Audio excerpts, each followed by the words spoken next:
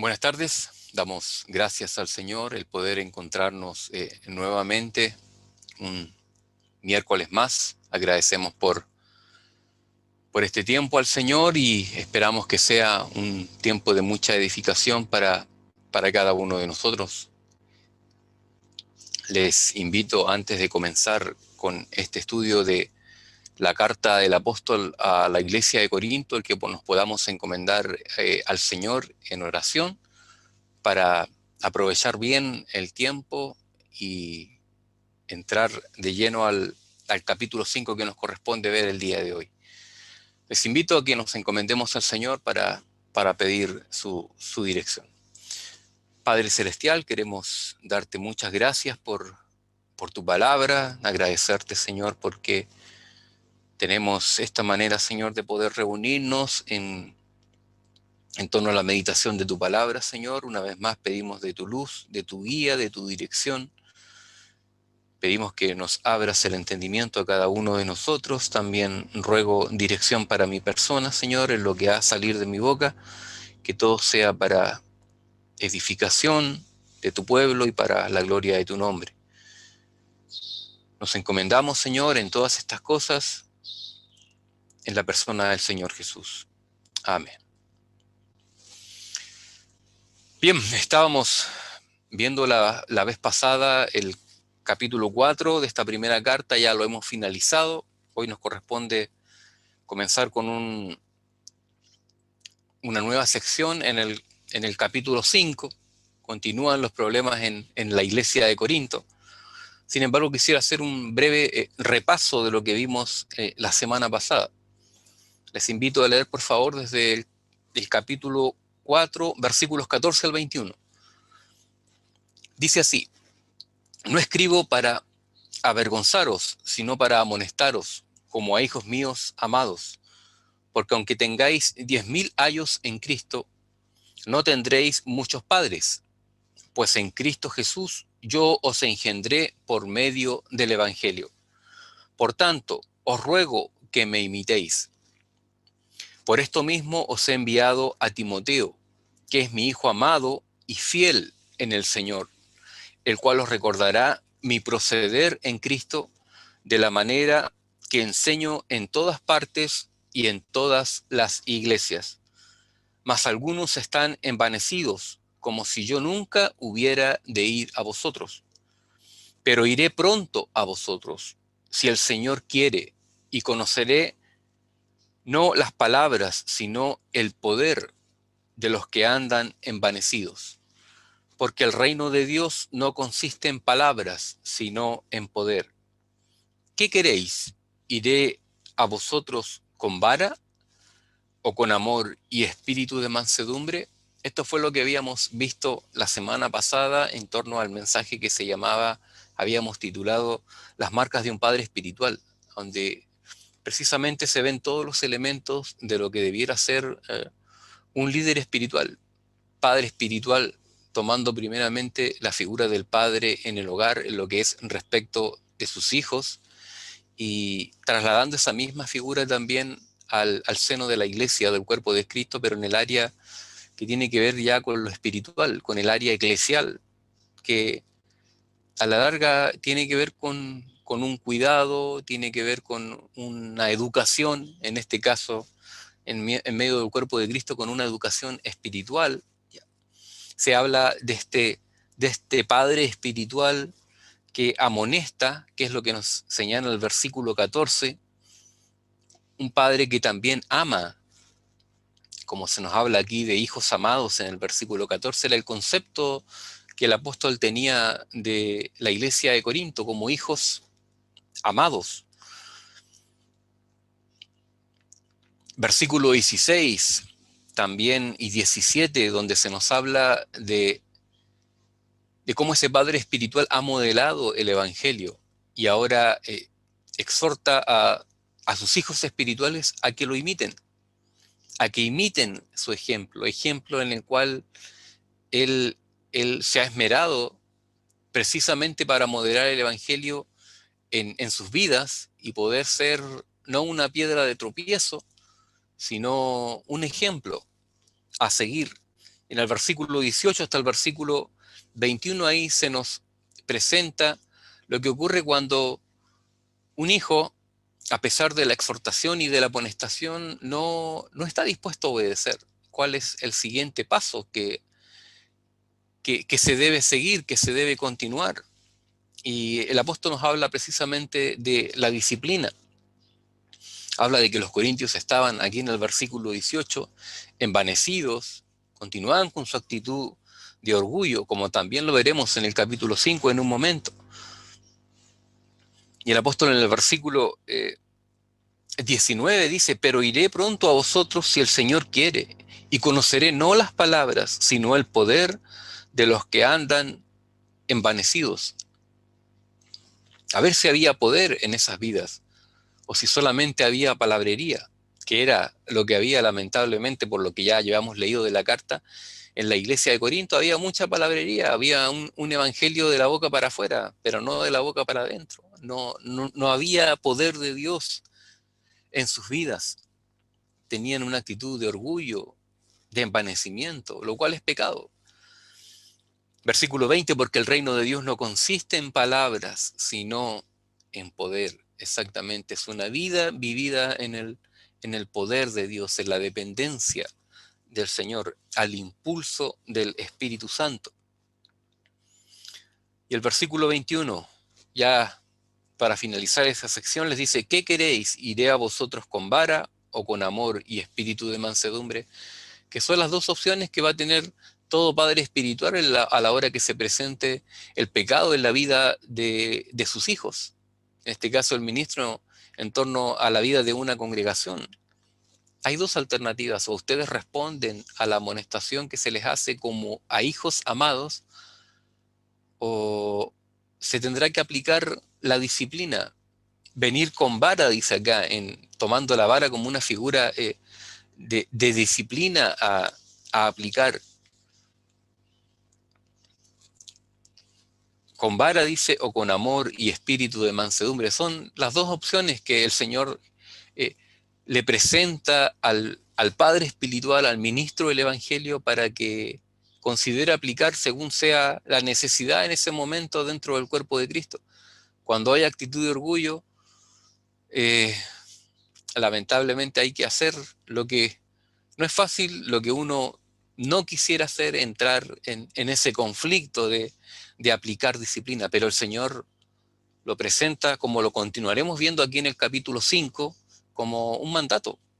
El Señor nos manda precisamente a aplicar aquello.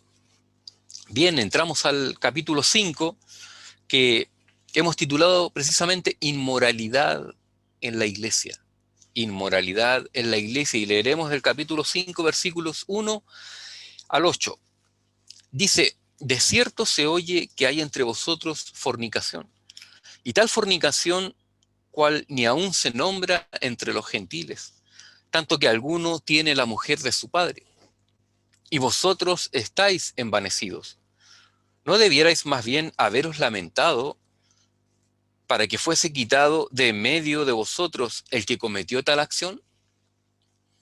Ciertamente yo, como ausente en cuerpo, pero presente en espíritu, ya como presente he juzgado al que tal cosa ha hecho.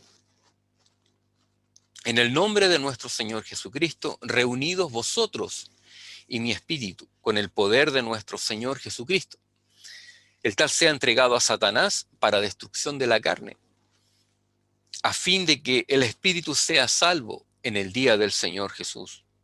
¿No es buena vuestra jactancia? ¿No sabéis que un poco de levadura leuda toda la masa? Limpiaos, pues, de la vieja levadura, para que seáis nueva masa, sin levadura como sois, porque nuestra Pascua, que es Cristo, ya fue sacrificada por nosotros. Así que celebremos la Pascua, no con la vieja levadura, ni con la levadura de malicia y de maldad, sino con panes sin levadura, de sinceridad y de verdad. La verdad, la única Biblia que el mundo leerá es la vida que vive el cristiano diariamente. Hay incrédulos que nunca podrán o tendrán una Biblia en sus manos ni la abrirán. Pero aparte de escuchar el Evangelio audiblemente de una u otra posibilidad, la única manera que verán el Evangelio vivido será en la vida de los creyentes, en la vida de los cristianos, de los que forman parte del cuerpo de Cristo. De ahí que qué importante es el testimonio de la vida del creyente. Aquí precisamente se nos presenta algo totalmente contrario a aquello. Ya el capítulo 5 nos va a mostrar eh, la necesidad de la acción disciplinaria en la iglesia local. Algo que no es agradable hacer, pero que el Señor ha establecido como un mandato a aplicar. La verdad que la ciudad de Corinto era una iglesia, eh, la ciudad de Corinto era una ciudad muy semejante a lo que tenemos acá en Occidente en nuestros días. Veamos nuevamente, leamos por favor el versículo 1 de este capítulo 5. Dice, de cierto se oye que hay entre vosotros fornicación, y tal fornicación cual ni aún se nombra entre los gentiles, tanto que alguno tiene la mujer de su padre. Aquí se nos presenta un caso de incesto, un pecado de incesto en la iglesia. El incesto era una práctica sexual entre parientes cercanos, entre parientes cercanos. Término que se nos presenta aquí en el capítulo, en el versículo 1, se nos habla de fornicación. Fornicación en las escrituras a veces se utiliza como de manera transversal como toda una práctica de impureza sexual, ¿ya? Y así debe ser entendida también en este párrafo que estamos leyendo. El término viene de la palabra griega porneia, donde se saca la palabra pornografía, y como decíamos, hace alusión a toda impureza sexual en la vida de una persona. Dice el versículo, se oye que hay entre vosotros fornicación, lo que nos lleva a pensar que era de conocimiento público dentro de la congregación. No era algo que se estaba viviendo de manera oculta, sino abiertamente. Y parecía que nadie le incomodaba aquello y nadie estaba haciendo nada al respecto con esa situación. Es cierto que ninguna iglesia es una iglesia perfecta, pero eso no significa que cuando se presenten casos como estos no se apliquen las medidas que la palabra de Dios nos presenta acá, los principios que el Señor Jesucristo nos dejó aplicar para el cuerpo de Cristo, porque el Señor no dejó a esto a nuestro propio criterio, Él nos dejó pasos a seguir, nos dejó eh, elementos para aplicar cuando se presentasen situaciones como esta. Tal como los padres deben aplicar disciplina en amor en el contexto del hogar, dentro de cada familia, el Señor lo mismo nos ha mandado hacer dentro del cuerpo de Cristo. Continuando con este concepto también en cierta medida de lo que son los padres espirituales. Lo mismo el Señor, lo que vemos en la familia lo trasladamos a la iglesia, y cuando un hijo no obedece después de una u otra amonestación, hay pasos para continuar eh, con tratar con ese espíritu rebelde, esa actitud, digamos, que es totalmente contraria a la humildad que nos muestra la palabra de Dios, que nos muestra precisamente la persona del Señor Jesucristo. Este pasaje precisamente nos muestra que debe haber una disciplina bíblica en la congregación cuando se presentan situaciones como estas. Un miembro precisamente de la iglesia de Corinto estaba siendo acusado de practicar esto. Quien le informó al apóstol, habíamos visto que había habido precisamente una familia ahí en el capítulo 1 que le llevó los antecedentes al apóstol Pablo de la situación que se estaba presentando en la iglesia, un pecado de incesto, que la verdad que entra dentro de la categoría de incesto, lo vamos a ver por algunos pasajes del Antiguo Testamento. Dice, y tal fornicación cual ni aún se nombra entre los gentiles. Por medio de Cicerón, que era un historiador romano, y otros, sabemos que el incesto estaba prohibido estrictamente por la ley romana.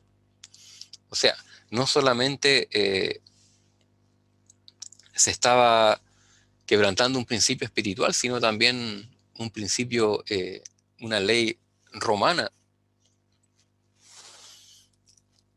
Tanto que alguno tiene la mujer de su padre, no se especificó a la persona, no se le presentó con nombre, no era necesario hacerlo, el apóstol lo creyó, simplemente mencionar que había alguno en la congregación que estaba en esta práctica. Tanto que alguno tiene, está en tiempo presente y sugiere que era una unión permanente, una unión estable. No fue algo que ocurrió alguna vez y duró un poco de tiempo, sino que era algo conocido y era algo continuo en el tiempo. Si vamos al Antiguo Testamento, vemos algunos pasajes que nos pueden ayudar precisamente el concepto que Dios tiene de estas prácticas. Por ejemplo, Levíticos capítulo 18, versículos 6, 8 y 29, dicen, ningún varón se llegue a parienta próxima alguna para descubrir su desnudez. Yo Jehová, ese es el versículo 6. Versículo 8, la desnudez de la mujer de tu padre no descubrirás, es la desnudez de tu padre.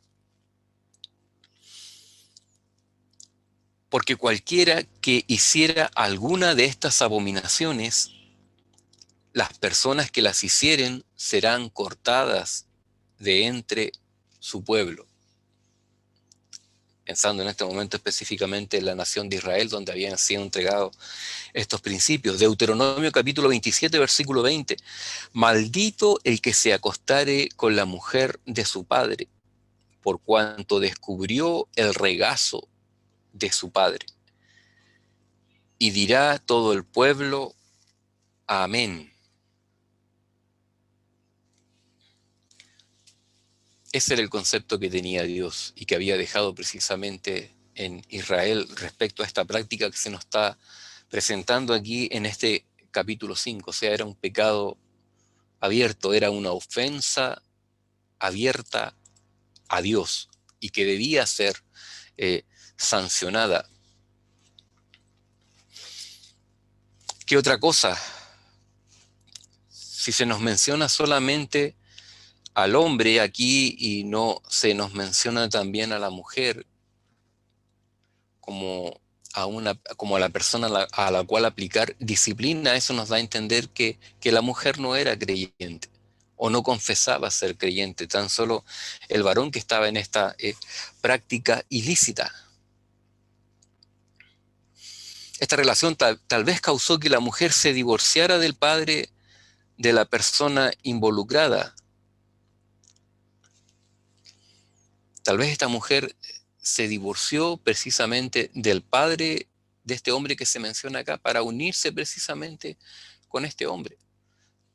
Tal vez la persona ya había fallecido. Yo creo que lo más probable es que esta persona aún continuaba con vida. Es como lo que nos tiende a decir la última parte del versículo 1. No solamente era una práctica incestuosa, sino que además había yugo desigual. porque esta mujer tampoco era creyente. Así que los elementos en contra se continuaban sumando en esta relación ilícita. Efesios capítulo 5, versículo 3 nos dice: pero fornicación y toda inmundicia o avaricia ni aun se nombre entre vosotros como conviene a santos. Esto del cuidado que había que tener, de la pureza física, de la pureza que el Señor desea para cada uno de nosotros, el apóstol lo enseñó transversalmente en la mayoría de sus cartas. Versículo 2: y vosotros estáis envanecidos. ¿No debierais más bien haberos lamentado para que fuere quitado de en medio de vosotros el que cometió tal acción? Para Pablo casi resultó más escandalosa la actitud de los corintios que el pecado mismo que se estaba presentando acá. En lugar de afectarse por un profundo dolor, los corintios se sentían orgullosos, estaban envanecidos por esto que había ocurrido. Es lo que uno se trata de explicar cómo vino a ser esta la actitud. Estaban orgullosos, se sentían, como decimos, soberbios por todo esto. ¿Será que estaban más interesados en tener una buena cantidad de miembros en la iglesia en vez de tener una buena calidad de miembros en la iglesia? Como que estaban más interesados en la cantidad en vez de la santidad de cada uno de los creyentes. Y nada parecía vencer su orgullo, nada parecía vencer su jactancia. La verdad que una iglesia que tiene esta actitud respecto del pecado,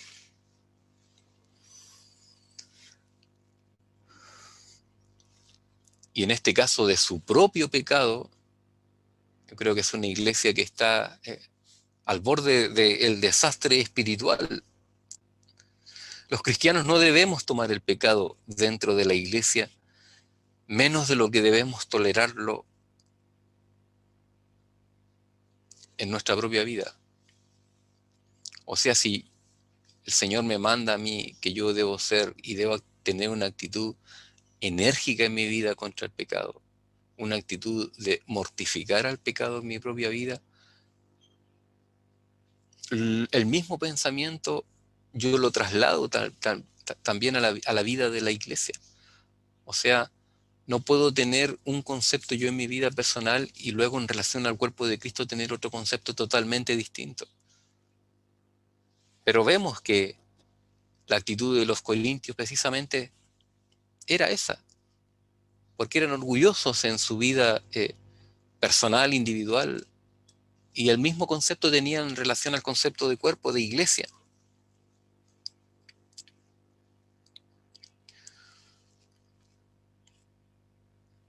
Números capítulo 32, versículos 23 nos dice: sabed que vuestro pecado os alcanzará. Y Gálatas capítulo 6, versículo 7 dice: no os engañéis, Dios no puede ser burlado, pues todo lo que el hombre sembrare, eso también segará. Pero ellos continuaban en su orgullo espiritual, lo que precisamente les impedía ver lo que estaba ocurriendo, les impedía ver la gravedad del pecado.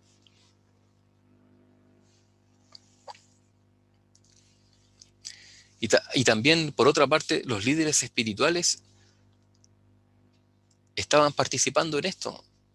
Los que eh, estaban como los llamados a aplicar disciplina en la congregación, estaban con esta misma actitud de orgullo.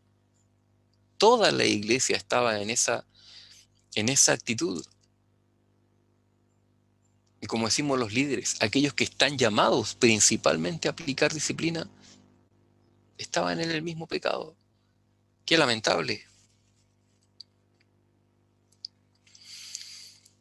En relación a esto mismo, a lo que tiene que ver con la disciplina bíblica dentro de una iglesia local, el Señor Jesucristo dejó algunos principios en los evangelios.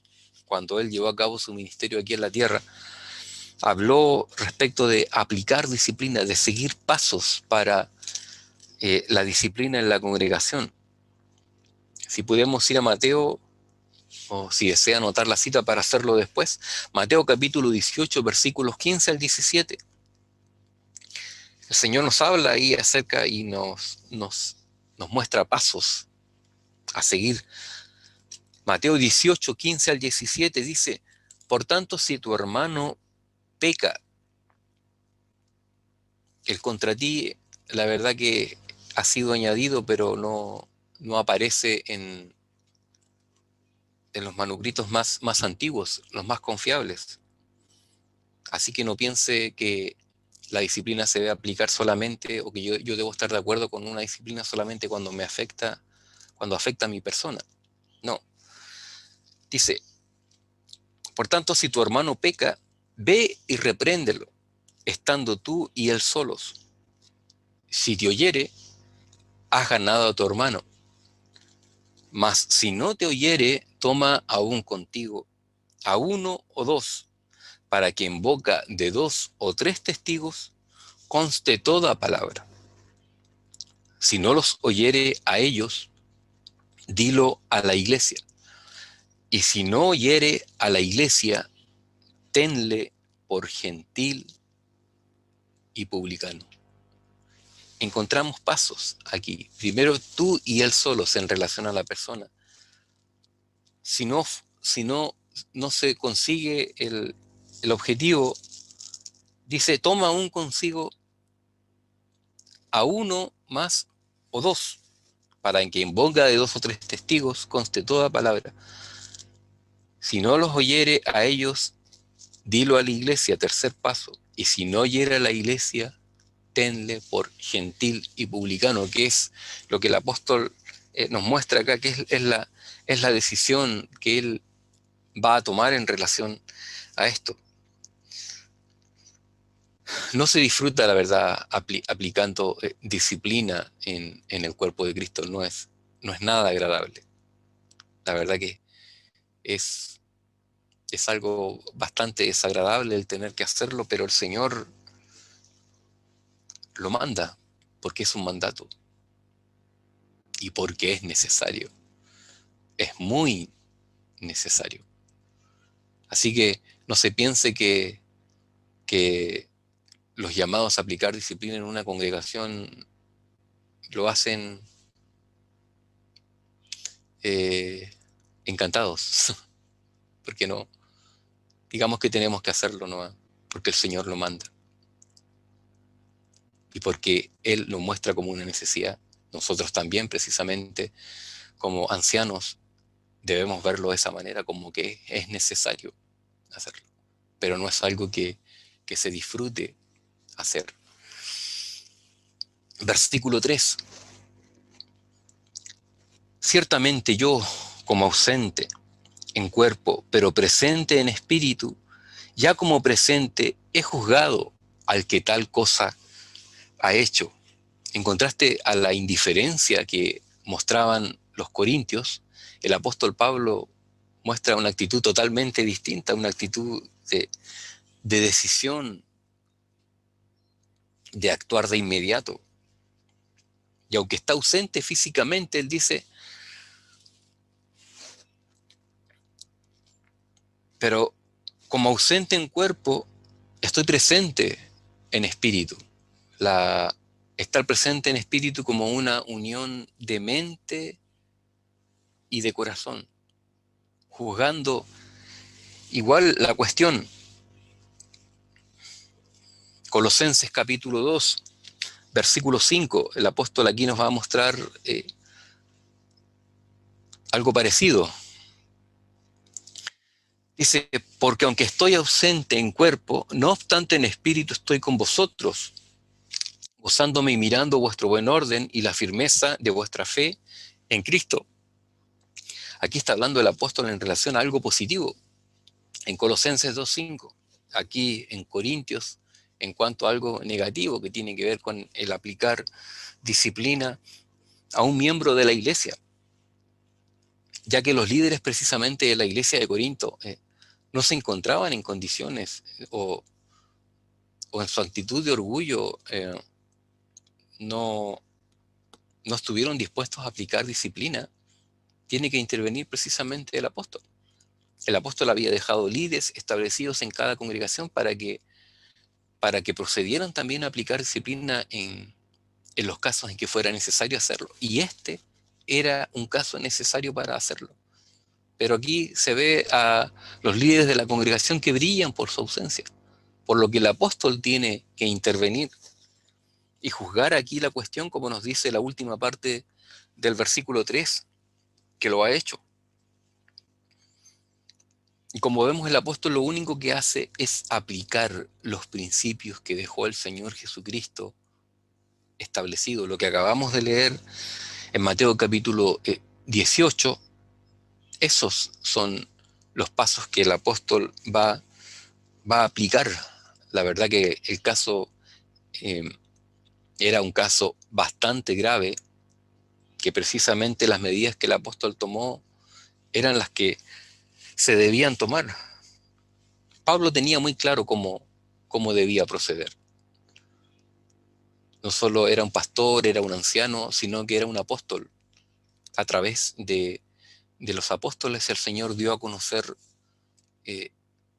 la palabra de Dios, la doctrina, el fundamento apostólico, los reglamentos, los mandamientos a seguir por la iglesia de Cristo. Versículo 4.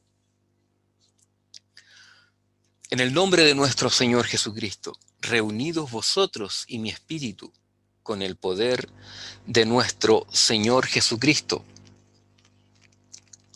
La iglesia debería reunirse para hacer lo que ellos se les había enseñado a hacer en la voluntad en la voluntad de Cristo, para juzgar este asunto, para hacer lo que Pablo hubiese hecho al estar presente con ellos. O sea, Pablo, si hubiese estado presente en la iglesia, hubiese hecho lo mismo que hizo aquí estando ausente, pero presente en espíritu, como nos dice él. Esta es la manera en que el Señor desea que la iglesia responda cuando se presentan casos de indisciplina. Y la iglesia es la llamada precisamente a aplicar disciplina por medio de sus pastores, por medio de sus líderes. Como hemos dicho anteriormente, no es una disciplina para destruir a la persona, sino es una disciplina para ganar a la persona, para traer a la persona de nuevo al camino del cual se ha desviado. En relación a esto mismo que tiene que ver con aspectos de disciplina dentro del cuerpo de Cristo, quisiera leer también otro pasaje en precisamente Mateo capítulo 18, el versículo 20. Dice: porque donde están 2 o 3 congregados en mi nombre, ahí estoy yo en medio de ellos. En general se aplica este texto, se toma suelto y se aplica de una manera totalmente distinta. Pero el contexto nos muestra acá que esta frase que se dice en el versículo 20 del capítulo 18 de Mateo está relacionada principalmente con la disciplina a aplicar en una iglesia. Que donde hayan 2 o 3 congregados, dice en mi nombre, ahí estoy yo en medio de ellos. O sea, tenemos la venia del Señor para realizar una práctica disciplinaria. Cuando se ha visto por las Escrituras claramente que hay un pecado que amerita la disciplina bíblica, la disciplina pública, por decirlo así, que es lo que nos presenta este capítulo 5. Ameritaba en este caso la respuesta que el apóstol va a sancionar, va a dar para que la iglesia de Corinto aplique lo que no estaba haciendo. Otro versículo, 2 Tesalonicenses capítulo 3, versículo 6. Dice, pero os ordenamos, hermanos, en el nombre de nuestro Señor Jesucristo, que os apartéis de todo hermano que ande desordenadamente, y no según la enseñanza que recibisteis de nosotros. Aquí lo que se nos presenta en la iglesia, respecto de la iglesia de Corinto, de Tesalónica, era un problema, era un pecado también, pero era un pecado menos grave, con consecuencias menos graves, porque tenía que ver con personas en la iglesia, personas en la iglesia que no, no estaban trabajando. Querían comer, querían alimentarse, pero no a través del trabajo. Estaban andando desordenadamente y el apóstol manda a sancionar esto. Y deja principios acá y dice, en el nombre de nuestro Señor Jesucristo. Lo mismo que nos presenta el apóstol aquí en el versículo 4.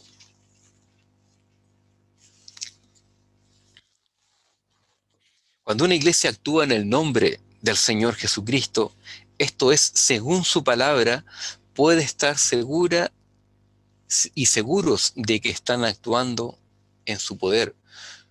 Porque cuando se habla en el nombre del Señor Jesucristo, no solamente se alude a su nombre, sino a los principios precisamente, a la autoridad del Señor Jesucristo, a los principios que Él ha dejado, que Él ha entregado. Volvamos a Mateo capítulo 18, por favor, que todo el párrafo de Mateo 18 habla precisamente de la disciplina eclesial, aunque aún la iglesia no existía todavía en ese tiempo, el Señor ya estaba dejando los principios para que la iglesia aplicase cuando fuere necesario hacerlo. Mateo 18, versículos 18 al 20. Dice, de cierto os digo que todo lo que atéis en la tierra será atado en el cielo, y todo lo que desatéis en la tierra será desatado en el cielo. Otra vez os digo que si dos de vosotros se pusieren de acuerdo en la tierra acerca de cualquier cosa que pidieren, les será hecho por mi Padre que está en los cielos. Porque donde están dos o tres congregados en mi nombre, ahí estoy yo en medio de ellos. Leímos de nuevo el versículo 20 y vemos que el contexto precisamente nos muestra que se está hablando acerca de la aplicación de la disciplina dentro del pueblo de Dios, dentro de lo que vendría a ser el cuerpo de Cristo, la iglesia, que después vemos nacer en el capítulo 2 del libro de los Hechos. Pero el Señor Jesucristo se ocupó de dejar principios. ¿Para qué?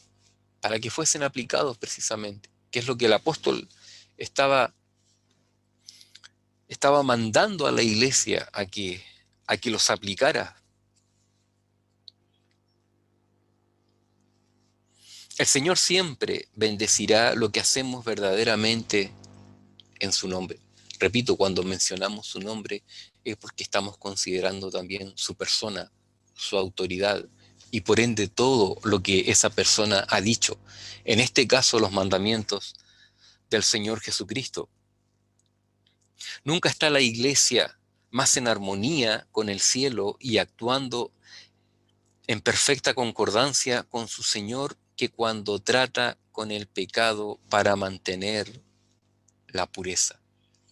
El Señor dice en su palabra, sed santos porque yo soy santo. Para el Señor no es indiferente el pecado de la iglesia. Para el Señor no es indiferente la santidad en la iglesia. Él repite muchas veces en su palabra la importancia que para Él tiene la santidad de su pueblo, la santidad de su iglesia. Por lo que vemos en el versículo 4 también, cuando dice, reunidos vosotros y mi espíritu con el poder de nuestro Señor Jesucristo. Aquí hablamos que no es el poder de la iglesia, sino que es el poder de nuestro Señor Jesucristo a la iglesia. La iglesia no tiene poder en sí misma. Se deriva ese poder y esa autoridad de parte del que es cabeza de la iglesia, de Cristo precisamente. De ahí el énfasis que pone el apóstol en este versículo 4, cuando menciona el nombre de nuestro Señor Jesucristo y termina mencionando el poder de nuestro Señor Jesucristo en este versículo 4. Versículo 5 dice: el tal sea entregado a Satanás para destrucción de la carne, a fin de que el espíritu sea salvo en el día del Señor Jesús. Y aquí hay varias cosas que explicar en este versículo. Primeramente, el concepto de entregar a Satanás, ¿qué significa? Dice que es equivalente a excomulgar, a sacar de la comunión de la iglesia al hombre que profesa ser creyente. En este caso, a este hombre que se nos presenta aquí, que estaba en esta práctica ilícita. Se dice que entregado es un término fuerte, que indica el acto judicial de sentenciar o entregar para castigo. Esa es la gravedad del asunto. Esas son las palabras que utiliza precisamente Pablo. Un texto que nos ayuda a esto es 1 Timoteo capítulo 1, versículos 19 y 20, que nos dice: manteniendo la fe y buena conciencia, desechando la cual naufragaron en cuanto a la fe algunos, de los cuales son Himeneo y Alejandro, a quienes entregué a Satanás para que aprendan a no blasfemar. Estas dos personas que se nos presenta aquí estaban en una vida licenciosa, una vida de pecado, lo que hizo necesario que el apóstol tomase una medida bastante grave. Dice que los entregó a Satanás para que aprendan a no blasfemar, como una manera de disciplina.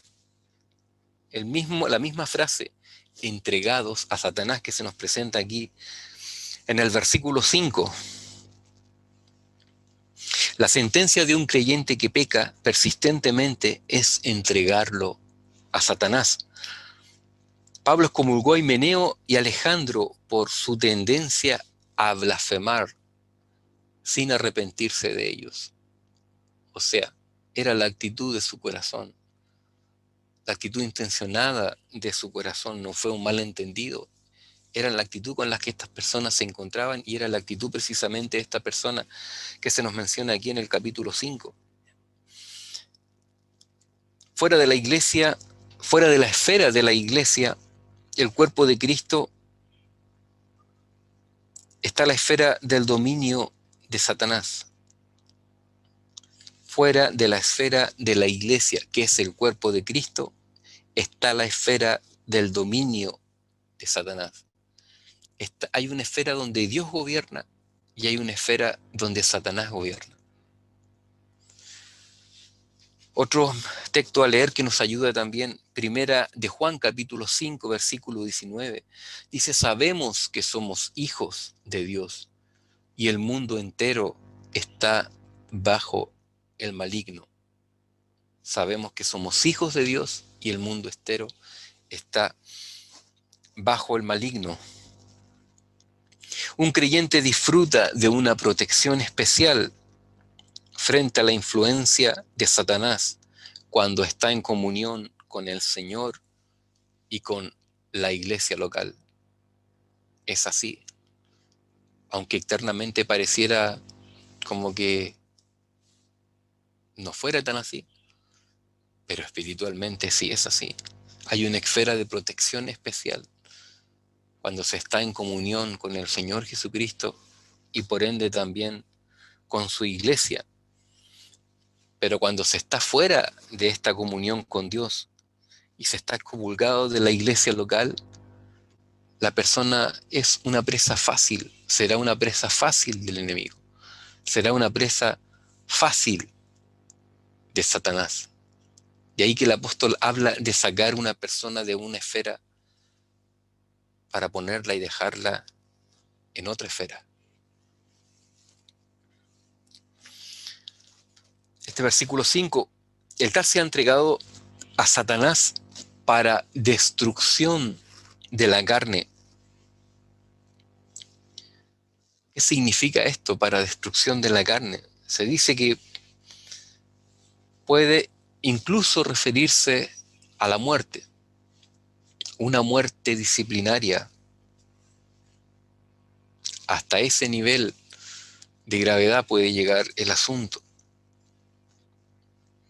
Se usa a menudo en relación a juicio divino sobre el pecado, y aquí mencionaremos dos pasajes en la Escritura que nos pueden ayudar a entender un poco más esto. Por ejemplo, en primera carta a los Corintios, el capítulo 11, versículos 30 al 32, que nos dice: por lo cual hay muchos enfermos y debilitados entre vosotros, y muchos duermen.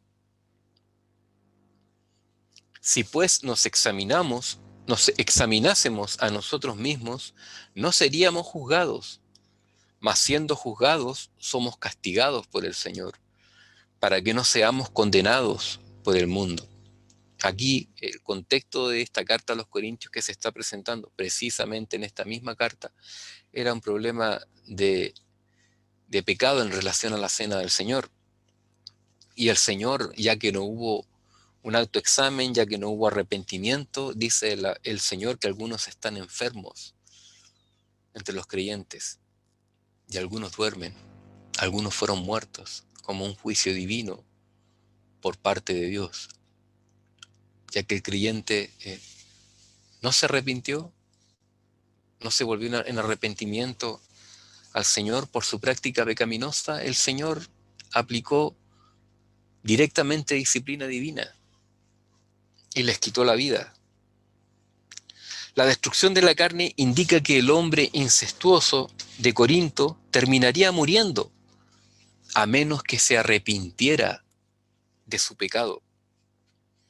No se nos dice nada acerca de algún tipo de aflicción que estaba pasando esta persona, o de enfermedad, o de alguna consecuencia específica. No, no se nos dice nada.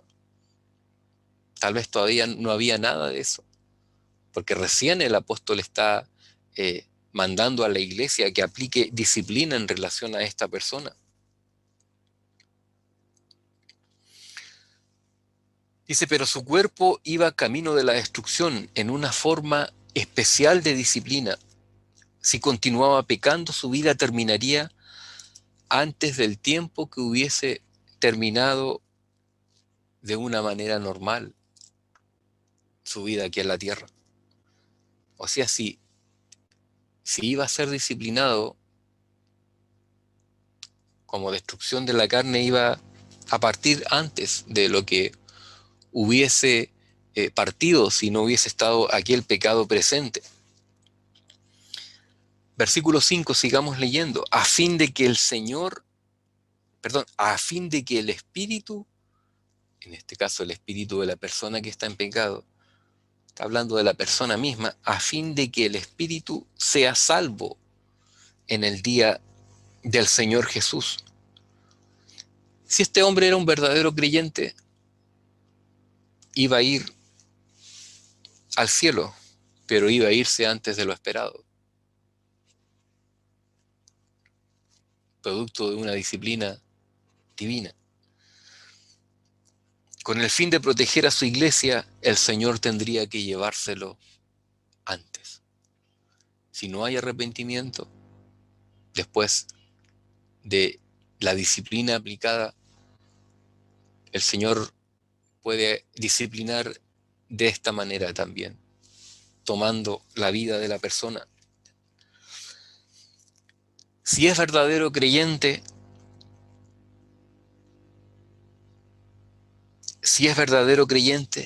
es disciplinado por el Señor a causa del pecado que ha cometido, pero será salvo en el día del Señor Jesús.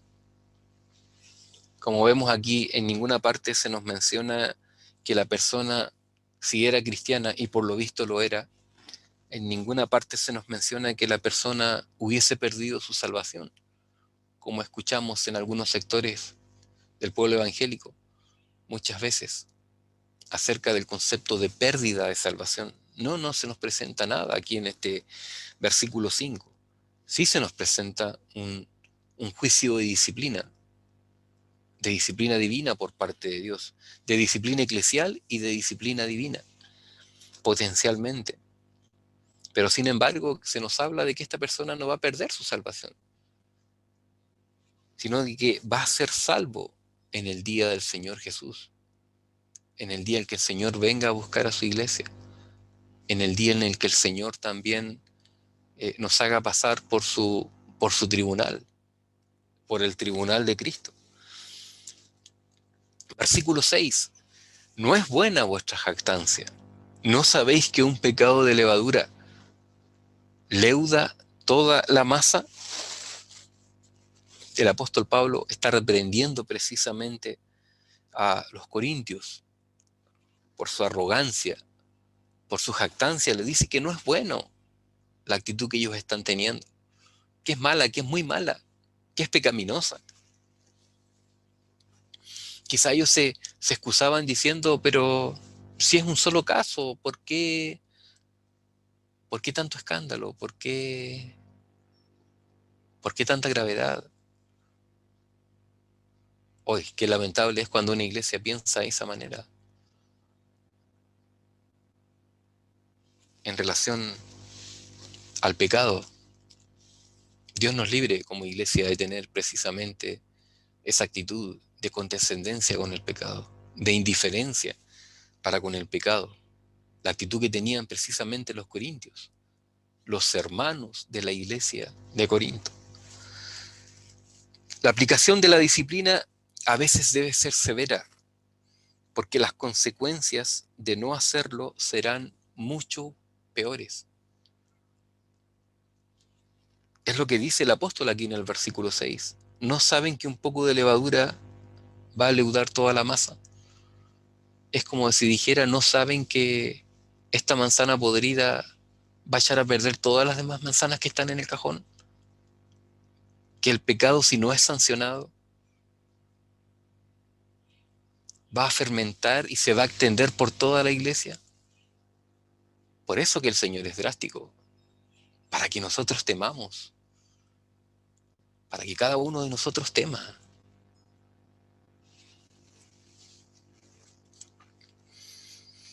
El pecado es una verdadera enfermedad espiritual y no permanecerá mucho tiempo aislada, a menos que sea eliminada.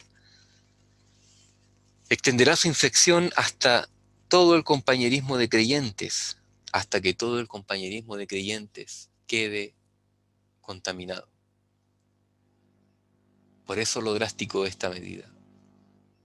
Por eso la actitud del apóstol, que salta, es como si estuvieras, como que saltara de su silla donde esto se encontraba, para hablarle a la iglesia, para mandar a la iglesia, para reprender a la iglesia de por qué no había aplicado disciplina a esa persona que se encontraba en este pecado de incesto, en este pecado de ofensa a Dios. Es una ofensa a Dios. Así debe verlo cada uno de nosotros. Nuestro pecado como una ofensa a Dios. A quien primeramente ofendemos es a Dios. Esa es la gravedad que le debemos dar. No solamente como algo que hicimos y que afectamos y que hicimos mal a otra persona, a otro hombre, a otra mujer, a otra persona humana, sino que pecamos primeramente contra el Señor. Ofendemos al Señor. Nuestro pecado ofende a Dios. Así lo debemos ver. Y no menos que eso. Los corintios tenían problemas en aceptar esta verdad que se les había enseñado desde el principio. Yo creo que el apóstol dejó instrucciones.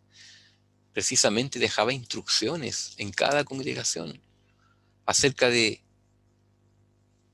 cosas que se debía hacer. Había profetas que daban a conocer la voluntad de Dios. mientras no estuviera escrito todavía o completado el canon de las Escrituras, la revelación bíblica, y mientras que no hubiera apóstoles, había profetas en las iglesias, y a través de ello el Señor daba a conocer su voluntad en cada caso específico que fuese requerido en determinada iglesia local.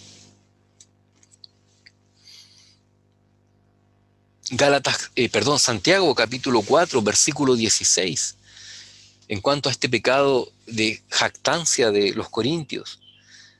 Dice Santiago 4:16, pero ahora os jactáis en vuestras soberbias. Toda jactancia semejante es mala. Es muy mala, dice el apóstol Pablo también. Gálatas capítulo 5, versículo 19, versículo 9. Dice, un poco de levadura leuda toda la masa. Lo dijo Pablo a la iglesia de Galacia, a las iglesias de Galacia, y lo vuelve a repetir precisamente a la iglesia de Corinto. Al igual como ocurre con la levadura, la naturaleza de pecado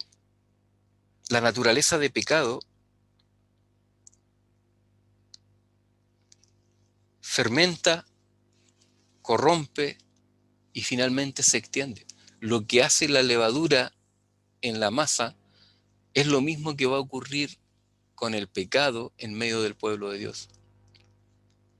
La levadura va a afectar a toda la masa. El pecado va a afectar a toda la iglesia cuando no es drásticamente sancionado, drásticamente tratado, severamente tratado. Porque aquí vemos una actitud severa de parte del apóstol.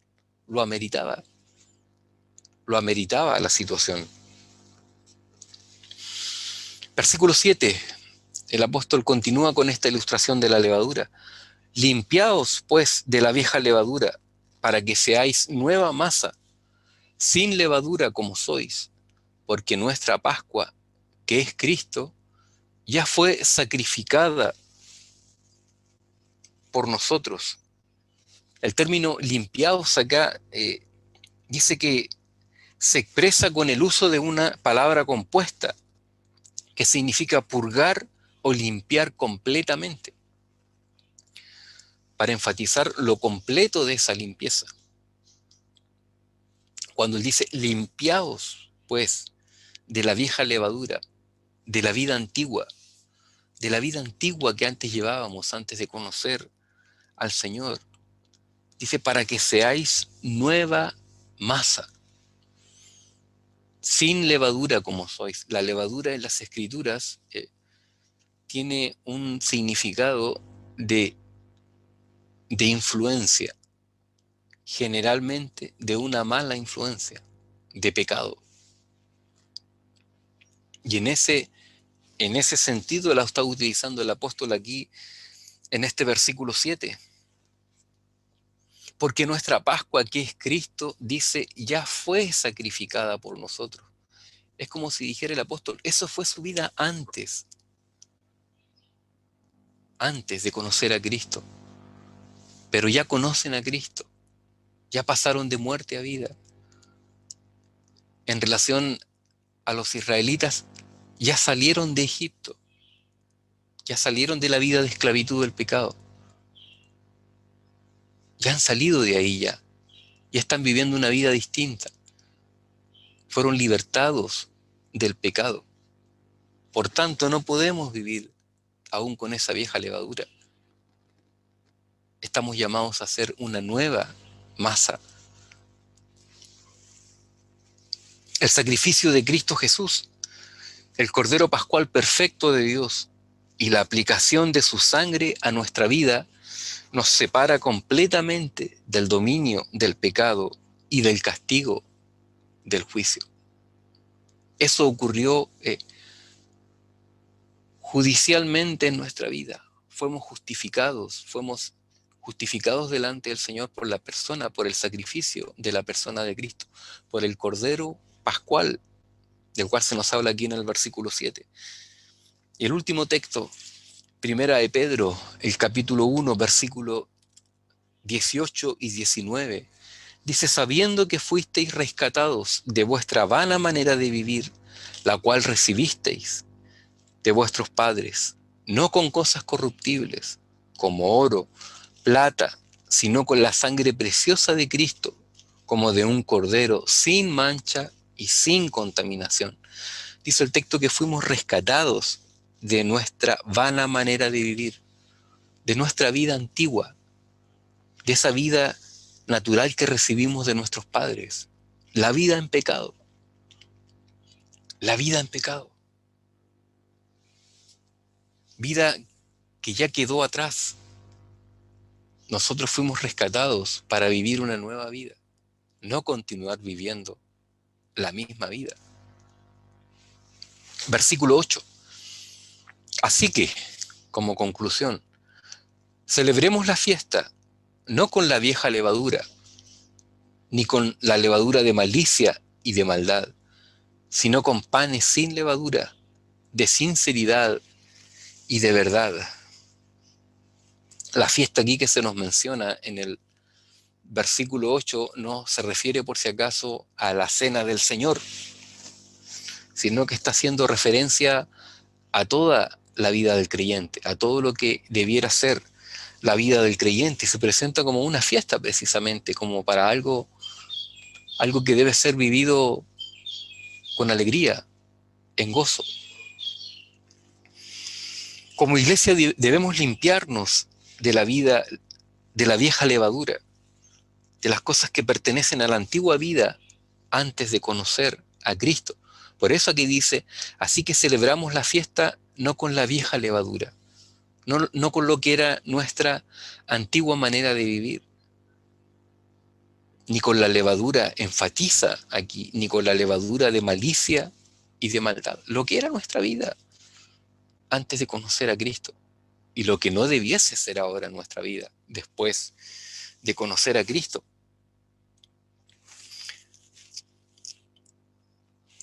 Debemos también despojarnos de la malicia y la maldad y reemplazarlas. ¿Con qué? Con lo que nos dice la última parte del versículo 8. La reemplazamos con panes sin levadura, utilizando la levadura como figura del pecado, de una mala influencia, sino con panes sin levadura, de sinceridad y de verdad.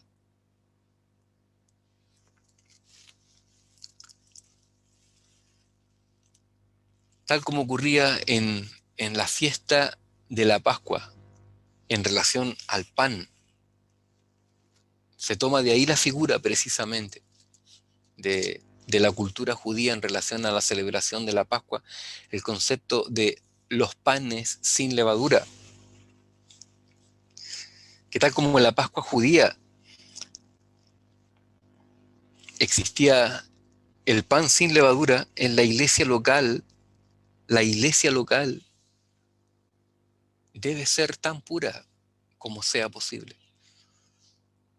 Así como habían panes sin levadura, también debe haber una iglesia sin levadura, una iglesia sin malicia, una iglesia sin pecado, una iglesia sin maldad, una iglesia pura y santa, una iglesia que se esfuerce cada día en el poder de Dios de hacer morir lo terrenal, de hacer morir lo de la antigua vida, de hacer morir el pecado en nosotros, de mortificar el pecado, de dar muerte al pecado en nuestra propia vida. Porque ya nosotros morimos a esa vida. Espiritualmente hemos muerto a esa vida. Somos nueva masa tomando estas figuras. Somos nueva masa. Por tanto, en nuestra masa no debe haber vieja levadura. En nuestra masa no debe haber levadura. Debe haber panes sin levadura, que es lo que desea el Señor. No malicia, no maldad, no pecado, sino sinceridad, verdad, santidad, que es lo que el Señor desea en su pueblo. Sed santos porque yo soy santo, dice el Señor. Es La próxima semana, Dios mediante, vamos a continuar avanzando del versículo 9 al versículo 13. Pero esto que hemos visto el día de hoy nos ayuda a entender, a comprender, a aceptar, porque muchas veces hay hermanos que no aceptan esto, no entienden, no aceptan que hay momentos en la iglesia en que debe ser aplicada disciplina bíblica, cuando hay una actitud de pecado abierto, de un pecado público. Hay ocasiones en que no es necesario hacerlo, que puede ser amonestada a la persona, y si respondió a esa amonestación, ahí quedó todo, hasta ahí llegó todo. Pero cuando la persona no responde a esa amonestación y continúa en una actitud de soberbia, de rebeldía, de orgullo, no delante de la iglesia, no delante de los líderes únicamente, sino primariamente delante del Señor, es cuando se deben continuar en estos pasos de disciplina bíblica.